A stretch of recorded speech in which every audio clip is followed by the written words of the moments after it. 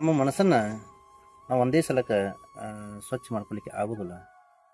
ಅದು ಮನೆಯನ್ನು ಹೇಗೆ 10 ಸಲ ಕಸ ಗುಡಿಸಿ ಸ್ವಚ್ಛ ಮಾಡ್ತಾರೋ, ಪಾತ್ರೆಯನ್ನು 10 ಸಲ ತಿಕ್ಕಿ ಹೇಗೆ ಸ್ವಚ್ಛ ಮಾಡ್ತಾರೋ, 10 ಕಸ ಕಡ್ಡಿಗಳನ್ನು ತೆಗೆದು ಹಾಕಿ ಆ ಭೂಮಿಯನ್ನು ಹೆಂಗೆ ಸ್ವಚ್ಛ ಮಾಡ್ತಾರೋ, ಹಾಗೆ ನಮ್ಮ ಮನಸ್ಸನ್ನಾದ್ರೂ ನಾವು ಒಂದಿಷ್ಟು ಪ್ರಯತ್ನದಿಂದ ಭಗವತ್ ಚಿಂತನೆಯಿಂದ ತಿಕ್ಕಿ ತೀಡಿ ಸ್ವಚ್ಛಗೊಳಿಸ್ಬೇಕಾಗ್ತದೆ.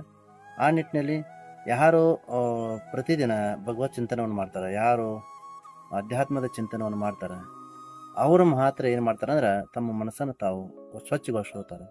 ಆದ್ರೆ ರತ್ನ ಅದ ಮೇಲೆ ಧೂಳು ಕುಂತಾಗ ಅಥವಾ ರತ್ನ ಮಲಿನ ಆದಾಗ ಅದು ಹರಳಿನಂತೆ ಕಾಣ್ತದೆ, ಕಲ್ಲಿನಂತೆ ಕಾಣ್ತದೆ.